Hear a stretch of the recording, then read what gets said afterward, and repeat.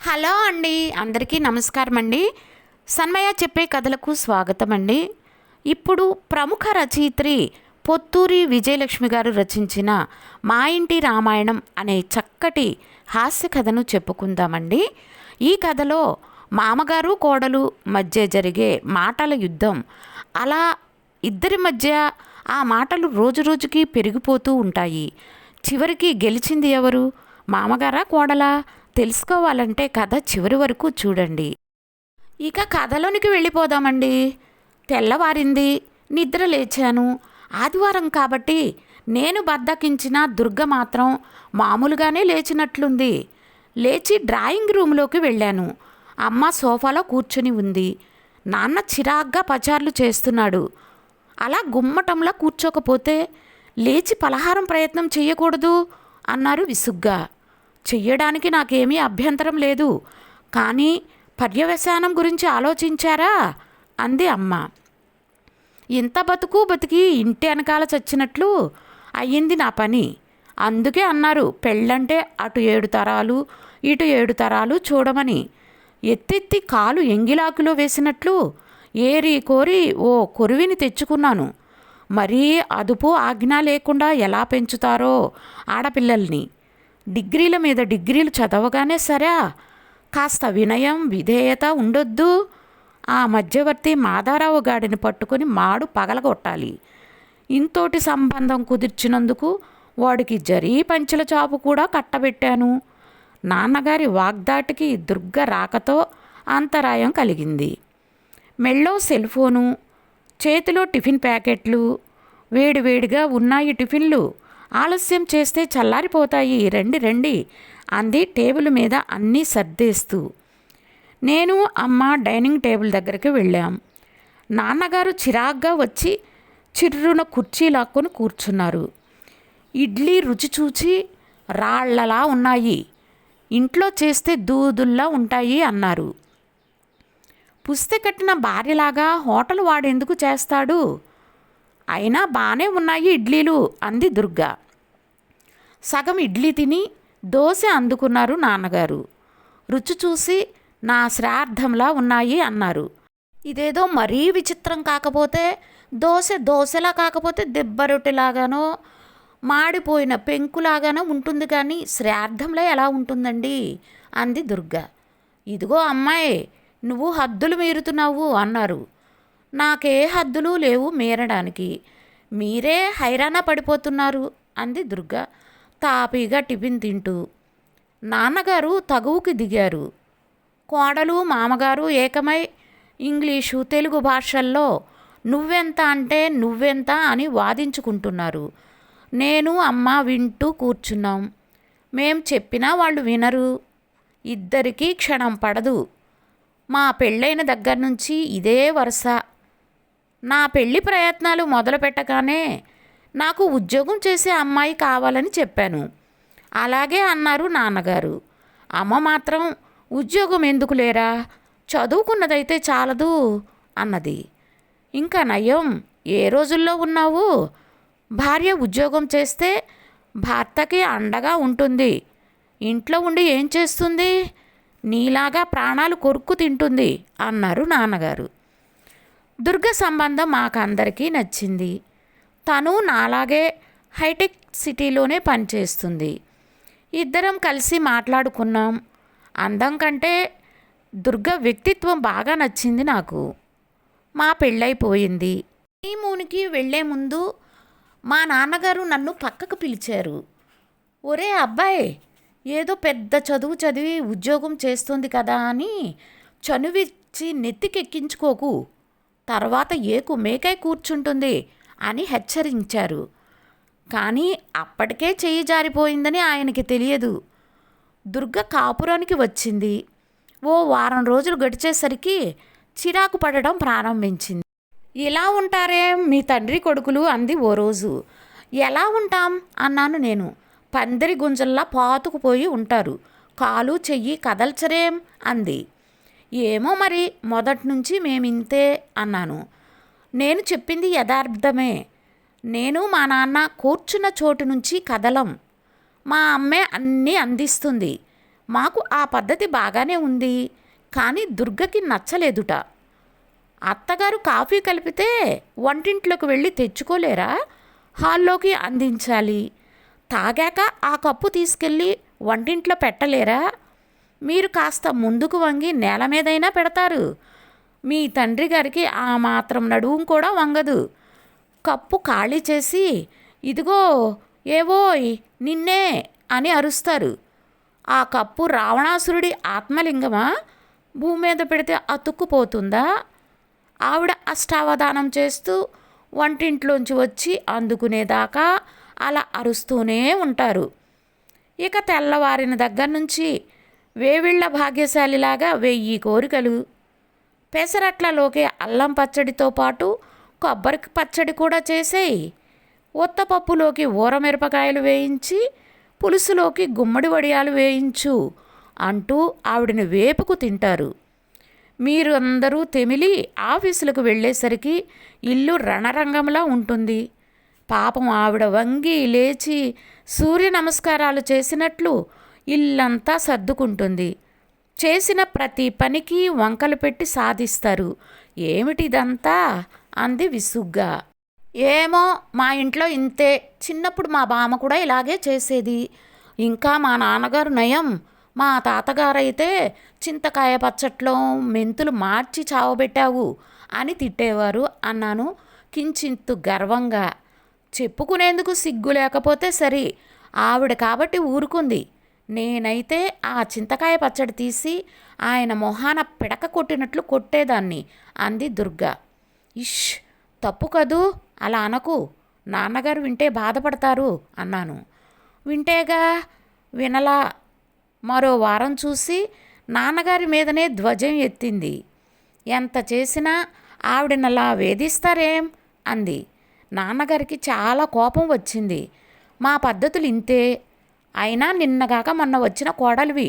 నీకోసం మేమంతా ఎందుకు మారాలి? నువ్వే నీ పద్ధతి మార్చుకో అన్నారు. ఏదైనా మంచి పద్ధతులైతే నేను నేర్చుకుని నా అలవాట్లు మార్చుకునేదాన్ని. ఇక్కడ ఏం నేర్చుకోను? రాతయుగం పద్ధతులు నడుస్తున్నాయి ఇక్కడ అంది దుర్గ. రాతయుగమో కలియుగమో మేము ఇంతే. అయినా కందకు లేని దురద కత్తిపేటకెందుకని సామెత చెప్పినట్లు మీ అత్తగారికి లేని బాధ నీకెందుకు అన్నారు నాన్న. ఈ ఇంటికొచ్చి పడ్డాను కాబట్టి. అత్తను కాల్చుకు తిన్న కొంపలో కోడలు సుఖపడుతుందా అనే సామెత చెప్పినట్లుగా రేపు నన్ను ఇలానే కాల్చుకు తింటారని భయం దుర్గ. ఆ సామెత నేనెక్కడ వినలేదే అన్నారు నాన్న. వినే అవకాశం లేదులేండి, నేనే కనిపెట్టాను అంది దుర్గ. అతి తెలివి అంటే ఇదే అన్నారు. నాన్న వ్యవహారం మొదలడంతో అమ్మ కలగజేసుకుంది. ఎందుకమ్మా నీకు ఈ విషయాలన్నీ? నీ పని నువ్వు చూసుకో చాలు, ఇంటి గొడవంతా నేను చూసుకుంటాను అంది. అసలు దీనికంతటికీ కారణం మీరు. వీళ్ళకి చాకిరీ చేసి చేసి మీరు ఓ యంత్రంలా తయారైపోయారు. ముందు మిమ్మల్ని బాగు చేయాలి అంది దుర్గ. దాన్నలా ఉండని, దానికి నీ హితబోధలేమీ అక్కర్లేదు అన్నారు నాన్నగారు. ఏం, మీ అబ్బాయికి మీరు హితబోధ చెయ్యలా? నన్ను చెప్పుచేతల్లో పెట్టుకోమని అంది దుర్గ. గతుక్కుమన్నారు నాన్నగారు. ఆ విషయం నీకెవరు చెప్పారు అన్నారు. ఎవరో ఎందుకు చెప్తారు, మీ అబ్బాయే చెప్పారు అంది దుర్గ. చెప్తే చెప్పాను, పెద్ద ముండవాడిని, కొడుక్కు ఆ మాత్రం చెప్పదగనా సమర్థించుకున్నారు ఆయన. అదేనండి నేను చెప్పేది. సాటి ఆడది మా అత్తగారు. ఆవిడ అవస్థలు పడుతుంటే పిల్ల ముండాదాన్ని కాస్త మాట సాయం చేస్తే తప్ప దుర్గ కూడా సమర్థించుకుంది. నాన్నగారికి చిర్రెత్తుకొచ్చింది. పెద్దంతరం చిన్నంతరం లేకుండా ఇలా ఎలా పెంచాడు మీ నాన్న అన్నారు. అడిగి తెలుసుకోండి అని వెళ్ళిపోయింది. మర్నాడే మామగారిని అత్తగారిని పిలిపించారు నాన్నగారు. విషయం అంతా చెప్పి మీ అమ్మాయిని మందలించండి అన్నారుట. దానికి మా మామగారు నీళ్లు నమిలి, బావగారు అల్లుడికి సూటు బోటు కొనియమనండి ఇస్తాను, మిమ్మల్ని అక్కగారిని పండక్కి పిలవమనండి పిలుస్తాను, అంతేగాని ఈ గురుతర బాధ్యత నా మీద పెట్టకండి, నా కూతుళ్ళిద్దరూ మొదట్నుంచి ఇంతే. ఇంకా ఇది కాస్త నయం. మా పెద్దమ్మాయి శాంభవి ఉందే, అది మరీ గయ్యాళి అన్నారు. ఇంకా నయం, అదృష్టవశాత్తు ఆవిడ మా ఇంటి కోడలు కాలేదు. అయి ఉంటే నేను ఈ పాటికి అనాథాశ్రమంలో ఉండేవాడిని అన్నారు నాన్నగారు. మీకేం, మీరు మీ అమ్మాయిని మాకు అప్పగించి చేతులు దులుపుకున్నారు. ఇప్పుడు నా పాటలు నేను పడుతున్నాను అని వాపోయారు నాన్నగారు. వియ్యంకుడి వల్ల తనకే ఆసరా లేదని గ్రహించి తనే రంగంలోకి దిగారు. చూడమ్మాయ్, ఆడది ఇంట్లో పని చేసుకోవడం మన సనాతన ధర్మం. నీకు తెలుసో తెలియదో, కార్యేషు దాసి కరణేషు మంత్రి అని చెప్పారు పెద్దలు. అయినా మీ అత్తగారేం కష్టపడుతూ పని చేయడం లేదు, దానికి ఇల్లే వైకుంఠం అన్నారు చాలా ప్రేమగా. నిజమే అనుకోండి, కానీ జీవితమంతా ఈ ఇంటికే అంకితం చేసేసింది. అదే నా బాధ. వంట పని, అటకలు సర్దటం, అలమార్లు సర్దటం, ఇదేనా ఆవిడ జీవితం? నిలదీసింది దుర్గా. మరి ఆ మాటకొస్తే నేను మాత్రం కష్టపడడం లేదా, అందరి చేత మాటలు పడడం లేదా అని అన్నారు నాన్నగారు. కానీ మీకు ఓ గుర్తింపు ఉంది, ప్రతిఫలం ఉంది. ఆవిడికి అది లేదే. దుర్గ సమాధానం. లేదని ఎందుకంటున్నావు? నెల జీతం అంతా తెచ్చి ఆవిడకే ఇస్తాను. నగలు, చీరలు, కారు, సొంత ఇల్లు అన్నీ ఉన్నాయి. ఇంకేం కావాలి? దానికేం తక్కువ అయిందని నువ్వు బాధపడుతున్నావు? సూటిగా అడిగారు. అన్నీ ఉన్నా ఏదో వెలితి. ఆవిడ వయసు 46 ఉంటుందేమో. ఈ వయసుకే బోలెడంత విరక్తి, వేదాంతం. నాదేముందమ్మా, బతికినంతకాలం బతకపోతానా, ఏదో ఈ జీవితం ఇలా వెళ్ళమారిపోతే చాలు అంటూ ఉంటుంది. ఆవిడకంటే 8 ఏళ్ళు పెద్ద అయిన మీరు ఉన్నంత ఉత్సాహంగా ఆవిడ ఉండటం లేదు. ఎందుకు అనేదే నా బాధ అంది దుర్గా. ఏమిటో ఈ గొడవ. నే చెప్పేది నీకు అర్థం కాదు, నువ్వు చెప్పేది నాకు అర్థమై చావదు. ఏది ఏమైనా నువ్వు కాపురానికి వచ్చాక నాకు మనశ్శాంతి లేకుండా పోయింది అన్నారు నాన్నగారు విసుగ్గా. నవ్వేసి ఊరుకుంది దుర్గా. ఆ తర్వాత దుర్గా అమ్మతో ఎక్కువసేపు గడపటం, అమ్మలో ఏదో మార్పు, అది వరకు లేని విసుగు, చిరాకు వచ్చాయి. అమ్మని ఏం చేస్తున్నావు దుర్గా అని అడిగాను. నేనేమీ చెయ్యడం లేదండోయ్, మీరేమీ దేవత కాదు, బానిస అంతకంటే కాదు అని తెలియచేసే ప్రయత్నం చేస్తున్నాను అంది. ఆ రోజుల్లోనే తను బ్యూటీ పార్లర్కి వెళ్తూ అమ్మని వెంట తీసుకెళ్ళింది. అమ్మలో ఎంతో మార్పు, మరీ చిన్నదానిలాగా ఉంది. యథాప్రకారం విసుక్కున్నారు నాన్నగారు. ఈ వయస్సులో ఏమిటి వేషాలు, నలుగురు చూస్తే ఏమనుకుంటారు అన్నారు. ఏమీ అనుకోరు, మహా అయితే మీది 2వ పెళ్ళి అనుకుంటారు అంది దుర్గ నవ్వుతూ. గతుక్కుమన్నారు నాన్నగారు. మర్నాటి నుండి మార్నింగ్ వాక్ మొదలుపెట్టారు. నన్ను అడిగి 4 టీషర్ట్లు కూడా కొనిపించుకున్నారు. ఆ రోజుల్లోనే మరో సంఘటన జరిగింది. అమ్మ పినతండ్రి కొడుకు కూతురి పెళ్ళి కేరళలో అవడానికి పినతండ్రి కొడుకే అయినా స్వంత అన్న కంటే ఎక్కువ మా అమ్మకి. పెళ్ళికి వెళ్తానంది అమ్మ. ఎలా వెళ్తావు? నాకు సెలవు దొరకదు, బోలెడంత దూరం. నువ్వు వెళ్తే ఇంట్లో ఇబ్బంది కాదు అన్నారు నాన్నగారు అలవాటు ప్రకారం. సర్లేండి, ఏం చేస్తాను, నాకు ప్రాప్తం లేదనుకుంటాను అంది అమ్మ కూడా అలవాటు ప్రకారం. కానీ దుర్గ ఊరుకోలేదు. అమ్మను ప్రోత్సహించి ప్రయాణం చేయించింది. నాన్నగారు ఆఫీస్ పని మీద టూర్ వెళ్ళి వచ్చేలోగా అమ్మని విమానం ఎక్కించింది. నాన్నగారు కోపడ్డారు. వద్దని చెప్పాగా ఎందుకు వెళ్ళింది అని. ఆవిడ వెళ్ళలేదు, నేనే పంపించాను అంది దుర్గా. పోన్లే, ఈ సాకున విమానం ఎక్కింది మీ అత్తగారు. అసలు విమానం ఎక్కాలని దానికి భలే సరదా. సంపాదించుకుంటున్న కోడలువి కదా, అత్తగారిని విమానం ఎక్కించావు అన్నారు నాన్నగారు. విమానం ఎక్కించింది నేనే అయినా డబ్బు మీదేలేండి అంది దుర్గా. అదిరిపడ్డారు నాన్నగారు. నా డబ్బా అన్నారు. అవును, ఆయనెవరో అప్పు తీర్చాడని అత్తయ్య గారికి ఇచ్చారటగా, అందులోంచి టిక్కెట్టు కొన్నాను అంది. అగ్గి బుగ్గి అయిపోయారు నాన్నగారు. మనం తిన్నట్లా ఒకరికి పెట్టినట్లా? ఆఫ్టర్ ఆల్ పెళ్ళికి అంత డబ్బు తగిలేసి పంపిస్తావా అన్నారు. తప్పేముంది, మీరు వెళ్ళడం లేదా, మేము వెళ్ళడం లేదా, ఆవిడ వెళ్తే ఏమయ్యింది అంది దుర్గా. మనం వెళ్తున్నామంటే కంపెనీ భరిస్తోంది, విరుచుకుపడ్డారు నాన్నగారు. పోనీ ఎల్టీసీ మీద వెళ్ళిందనుకోండి, ఇంతకాలం మీకు చేసిన చాకరీకి విమానం మీద కేరళ కాదు స్పేస్ షిప్లో అంతరిక్షానికి వెళ్ళవచ్చు అంది దుర్గా. ప్రతిదానికి జమా ఖర్చులు రాసుకునే అలవాటు గల నాన్నగారు మాత్రం ఆ విషయాన్ని జీర్ణించుకోలేకపోయారు. డబ్బు పోయిందన్న బాధ, అమ్మ లేక ఇంట్లో తిండి తిప్పలు సరిగ్గా అమరక చిరాకు. ఆ 4 రోజులు ఇల్లు నరకం చేసి పెట్టారనుకోండి. అమ్మ వచ్చింది, వచ్చి రాగానే పెళ్ళెలా జరిగింది అని ఆయన అడగకుండా తిట్టిపోశారు. నాకు మాట మాత్రం చెప్పకుండా అంత డబ్బు ఖర్చు పెట్టే అధికారం నీకెవరిచ్చారు అన్నారు. కోడలి ముందు భర్త తననలా అవమానించేసరికి అమ్మ చిన్నపుచ్చుకుంది. ఏం, మీరు చేసే ఖర్చులన్నీ అవసరమా?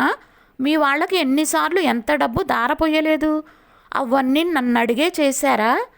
నాకున్నదంతా నీదే అంటారుగా, ఆ మాత్రం స్వతంత్రం నాకు లేదా అంటూ జీవితంలో మొట్టమొదటిసారిగా నాన్నగారికి ఎదురు సమాధానం చెప్పింది అమ్మ. ఇద్దరికీ మాట పెరిగింది. వారం రోజులు ఇద్దరికీ మాటలు లేవు.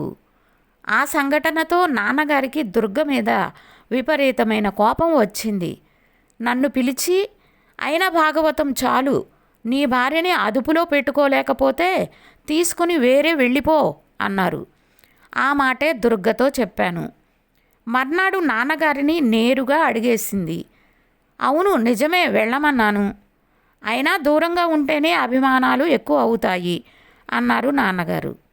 సరే అయితే, ఆర్థికంగా అందరం బాగానే ఉన్నాం, బాగానే బతకగలం కాబట్టి వేరే కాపురానికి వెళ్ళడానికి నాకేమీ అభ్యంతరం లేదు అంది దుర్గా. తెలివైన మాట చెప్పావు, ఎంతైనా చదువుకున్న దానివి కదా. ఇక్కడికి దగ్గరలోనే మంచి పోర్షన్ ఉందిట, నువ్వు వాడు వెళ్ళి చూసి రండి. నచ్చితే అడ్వాన్స్ ఇచ్చి మంచి రోజు చూసి మారిపోండి అన్నారు నాన్నగారు కోడలితో తొలిసారి సౌమ్యంగా మాట్లాడుతూ. అలాగే చూస్తాంలేండి, కాకపోతే వేరు కాపురం వెళ్లే ముందు ఒక్క వారం రోజులు నేను అత్తగారు కలిసి ఊరికి వెళ్ళొస్తాం అంది దుర్గా. ఏ ఊరు అన్నాను నేను. మైసూరు, మా ఫ్రెండ్ పెళ్ళికి రమ్మని పిలుస్తోంది, వెళ్ళాలనుకుంటున్నాను. అత్తయ్య గారు కూడా వస్తే బాగుంటుంది అంది. విమానంలోనా అడిగారు నాన్నగారు భయంగా. కాదు, రైల్లోనే, దానికి కూడా టిక్కెట్ నేనే పెట్టుకుంటాను అంది దుర్గా. వేరు కాపురానికి ఒప్పుకుంది అంతే చాలనుకున్నారో ఏమో, వెళ్ళిరండి అని వెంటనే పర్మిషన్ ఇచ్చారు. అమ్మ దుర్గా మైసూరు వెళ్ళిపోయారు. మా పని అస్తవ్యస్తం అయిపోయింది. కాఫీ కాఫీ అని కాకుల్లా అరవడం తప్పించి కాఫీ చేయడం కూడా రాదు మాకు. కాఫీ చేసేసరికి ఇద్దరం నిజంగానే చేతులు కాల్చుకున్నాం. రెండో రోజుకే హోటల్ భోజనం మొహం మొత్తింది. డబ్బు తగిలేసి గడ్డి తింటున్నాం. ఇదే సాంబారు మీ అమ్మ చేస్తే అమృతంలా ఉంటుంది అన్నారు నాన్నగారు. నిజమే, అమ్మ చేసిన పెసర పచ్చడితో అర్ధపావు బియ్యం అన్నం తినొచ్చు అన్నాను నేను. అమ్మ చేసే సేవల్ని తలుచుకుంటూ కష్టం మీద కాలక్షేపం చేశాము ఆ 4 రోజులు. అమ్మ దుర్గా తిరిగి వచ్చేశారు. మా ప్రాణం లేచి వచ్చినట్లయింది. ఆ సాయంత్రం అమ్మ నా దగ్గరికి వచ్చి కూర్చుంది. ఎలా జరిగిందమ్మా పెళ్ళి అన్నాను. అదే చెప్పాలిరా, పెళ్ళి లేదు, పేరంటము లేదు, ఊరికే అలా చెప్పిందట. శృంగేరి, మూకాంబిక, ఉడిపి, బేలూరు, హళీబీడు అన్నీ చూసొచ్చేసాం. పెళ్ళికి వెళ్ళలేదని మీతో చెప్పవద్దని చెప్పింది దుర్గా. నాన్నగారితో చెప్పలేదులే, మనసూరుకోక నీకు చెప్తున్నా అన్నట్లురే. దుర్గ ఎంత మంచిదో కదూ, ఈ వారం రోజులు నా ప్రాణానికి హాయిగా ఉందనుకో అంది అమ్మ. నాకు ఆశ్చర్యం వేసింది. దుర్గని అడిగాను, నవ్వి ఊరుకుంది. వారం రోజులు అయ్యాక మా కజిన్ అమలాపురంలో ఉంది, ఎప్పటి నుంచో రమ్మంటుంది, 2 రోజులు వెళ్ళొస్తాం అంది దుర్గా. మహారాజులా వెళ్ళిరా అన్నారు నాన్నగారు. ఈ తలనొప్పి 4 రోజులైనా తగ్గుతుందన్న ఆశతో. తీరా వెళ్ళి రమ్మన్నాక అత్తయ్య నేను వెళ్తాం అనేసరికి ఆయన కోపం నషాలానికి అంటింది. ప్రతిసారి అత్తయ్య ఎందుకు నీ వెంట తోకలా? నీ మొగుడున్నాడుగా, వాడిని తీసుకువెళ్ళు అన్నారు. సర్లేండి, పిల్లలతో తిరునాళ్ళకి మొగుడితో పుట్టింటికి వెళ్ళకూడదని చెప్పారు పెద్దలు. ఈయన్ని తీసుకెళ్తే ఈయనకి అన్నీ అందించడంతోనే సరిపోతుంది. అత్తయ్య గారైతే సుఖం అంది. అమ్మ కూడా సంతోషంగా పోనీ 4 రోజులు వెళ్ళొస్తానండి. ఇన్నాళ్ళు ఇల్లు కదలకుండానే గడిచిపోయింది. ఇన్నాళ్ళకి ఓ ఊరు తీసుకెళ్ళి ఓ వేడుక చూపించే మనిషి దొరికింది అని పెట్టె సర్దేసుకుంది. మేము వద్దంటున్నా వినకుండా వెళ్ళిపోయారు ఇద్దరు. నాన్న, మనకు మళ్ళీ హోటల్ తిండే గతి అన్నాను. సిగ్గు లేకపోతే సరే, అసలు దీనికంతటికీ కారణం నువ్వు. పెళ్ళాన్ని అదుపులో పెట్టుకోరా అంటే విన్నావా? నీ పెళ్ళి కాదు కానీ నా చావుకొచ్చింది అన్నారు నాన్న. చెప్పొద్దు, నాకు కోపం వచ్చింది. అటు దుర్గా నన్నే అని ఇటు ఈయన నన్నే అంటే నేనేమైపోవాలి? అందుకే చాలండి పెద్ద బడాయి. అక్కడికి మీ ఆవిడ మీ మాట వింటున్నట్లు మీరొద్దన్నా వినకుండా వెళ్ళిందిగా అమ్మా అన్నాను. మరింత మండిపడ్డారు. 3 రోజులు నానా అవస్థ పడ్డాం. అత్త కోడలు కోనసీమ చూసి తిరిగి వచ్చారు. ఏదో మా కేరళ అని వాళ్ళు డప్పు కొట్టుకుంటున్నారు కానీ మన కోనసీమ కేరళకి ఎంత మాత్రం తీసిపోదు. కాకపోతే ఏ గుర్తింపు లేకుండా మూలపడుంది నాకు మళ్ళేనే అంది అమ్మ వివరాలు చెబుతూ. నాన్న గుర్రున చూశారు. అయ్యో, ఇంకా మీరు అండమాన్ చూస్తే ఇంకెంత సరదా పడిపోతారో అత్తయ్యా అంది దుర్గా. నిజంగానా దుర్గా? అంత బాగుంటుందా? అండమాన్ వెళ్దామా అంది అమ్మ. అలాగే వీలు చూసుకొని షిప్లో వెళ్దాంలేండి అంది దుర్గా. షిప్ కూడా ఎక్కిస్తావా? నా తల్లే, నా బంగారమే అంది అమ్మ సంబరంగా. నీ సరదా మండిపోను. 4 రోజులు ఊరి మీద తిరిగొచ్చి మీరు తిన్నారా చచ్చారా అని మొగుడిని అడగడం పోయి మళ్ళీ ప్రయాణం కడతావా? బుద్ధుందా నీకు అని తిట్టిపోశారు నాన్న. ఏ, ఇన్నాళ్ళు నన్ను అడిగారా తిన్నావా ఉన్నావా అని అంది అమ్మ కూడా. నీకు ఈ మధ్య తెలివితేటలు ఎక్కువ అవుతున్నాయిలే అన్నారు నాన్నగారు. ఎక్కువ అవడం లేదు, ఉన్నవే బయటపడుతున్నాయి అంది దుర్గా. నువ్వు ఊరుకో, ప్రతిదానికి తగుదునమ్మా అని దూరిపోతావు అని విసుక్కున్నారు నాన్న. అమ్మలో మార్పు చూసి భయం వేసింది ఆయనకి. అమ్మాయి, మీ వేరు కాపురం వ్యవహారం ఏమైంది అని వెంటపడ్డారు. ఇల్లది చూసుకోవాలిగా అని దుర్గా అంటే నేను చూస్తా అని పూనుకొని రోజూ తిరిగి ఇల్లు వెతికారు. చివరికి ఓ ఇల్లు మా అందరికీ నచ్చింది. రేపు పంచమి, పాలు పొంగించుకొని మారిపోండి అన్నారు నాన్నగారు. అలాగే, మరి నా వెంట మా అత్తగారిని తీసుకుపోతాను అంది దుర్గా. అదా, అదెందుకు వస్తుంది అన్నారు నాన్నగారు అయోమయంగా. ఏం వస్తే కోడలింటికి అత్తగారు రాకూడదా అంది దుర్గా. అమ్మో, అది నీ వెంట వస్తే నేనేమైపోవాలి అడిగారు ఇంకా షాక్ నుంచి తేరుకోకుండానే. సాయంగా మీ అబ్బాయిని ఉంచుకోండి. వాడెందుకు నాకు అడిగారు ఆయన. ఏ, నెల తిరిగేసరికి 30,000 సంపాదించి పెడతారు. మా అత్తగారు ఎందుకు మీకు? తిని కూర్చుని తిక్క పనులు చేస్తుందని మీరే పొద్దస్తమానం అంటారుగా. ఆవిడ నాతో పంపించండి అంది దుర్గా. నువ్వు రమ్మన్నా అది రాదు. నీ ఎత్తులు దానికి తెలుసు. దాన్ని తీసుకెళ్ళి చాకరీ చేయించుకోవాలని నీ ప్లాను అన్నారు నాన్న. ఏ, ఇక్కడ మాత్రం చాకరీ చేయక తప్పుతుందా నాకు? దుర్గతో వెళ్తే పని చేసినా ఆదరంగా చూస్తుంది.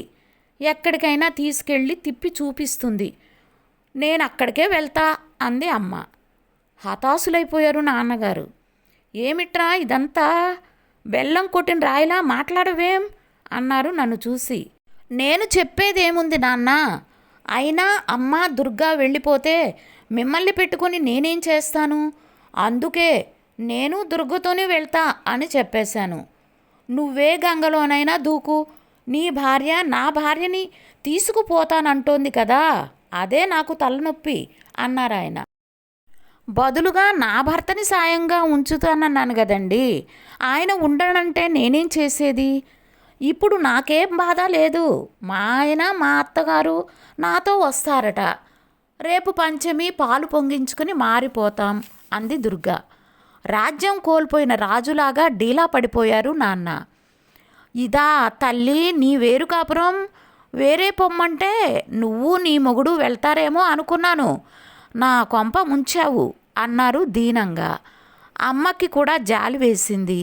దుర్గా, పోనీ మీ మామగారిని కూడా మనతో తీసుకెళ్దామా? పైకి గంభీరంగా ఉంటారు కానీ ఉత్త డొల్లా అంది. ఇది మరీ బాగుంది. అందరం కట్టకట్టుకుని వేరే పోవడం ఎందుకు, ఇక్కడే ఉండవచ్చు కదా అంది దుర్గా. అవును, ఏదో మీ దోవన మీరు పోతే మా దోవన మేము ఉందాం అనుకున్నాను నేను. నువ్విలా చేస్తావని అనుకోలేదమ్మా అన్నారు నాన్నగారు దీనంగా.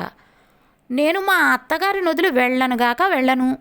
కలిసుందామంటే మీ ఇష్టం, కానీ నావి కొన్ని షరతులున్నాయి అంది దుర్గా. చెప్పు అన్నారు నాన్నగారు. చెప్పింది దుర్గా. సంధి జరిగింది, అందరం కలిసే ఉంటున్నాం, కానీ కొన్ని మార్పులు వచ్చాయి. నేను దుర్గా మా కారులో ఆఫీస్కి వెళ్తున్నాం. నాన్నగారి కారుకి డ్రైవర్ని పెట్టాం. డ్రైవరు నాన్నగారిని ఆఫీసులో దించి ఇంటికి వస్తాడు. పగలంతా అమ్మ దగ్గర ఉంటాడు కారు డ్రైవరు. అమ్మకి కూడా క్రెడిట్ కార్డులు చేయించాం. రోజంతా ఇంటి పట్టున ఉండే పని మనిషిని పెట్టాం. శని ఆదివారాలు అమ్మకి సెలవు. బయట తింటాం. అది ఇదివరకులాగా జడ పదార్థాల్లాగా కూర్చోకుండా కాళ్ళు చేతులు కదిలించి కొంతవరకు మా పనులు మేము చేసుకుంటున్నాం. అంతా బాగానే ఉంది. అమ్మలో చాలా మార్పు వచ్చింది. విసుగు విరక్తి పోయింది. ఉత్సాహంగా ఉంది. ఎటొచ్చి నాన్నగారే పూర్తిగా మారలేదు. కోడలు వినకుండా చూసి ఆ మధ్యవర్తి మాధవరావు మాడు పగలగొడతానంటూ ఉంటారు. ఇదంతా నీ వల్లనే అని నన్ను విసుక్కుంటూ ఉంటారు. ఈ చెవిన విని ఆ చెవిన వదిలేస్తాం అమ్మా నేను నవ్వుకుంటూ. కథ సమాప్తమండి. ఈ కథగా నచ్చితే ఇలాంటి కుటుంబ కథల కోసం ఈ వీడియో పక్కనే కనిపిస్తున్న మరో కథను కూడా చూడండి. మీ అభిప్రాయాన్ని కామెంట్ రూపంలో తప్పకుండా తెలియచేస్తారు కదూ. మరిన్ని మంచి కథలతో మళ్ళీ కలుద్దామండి. నమస్కారం. Please subscribe. Thank you for watching.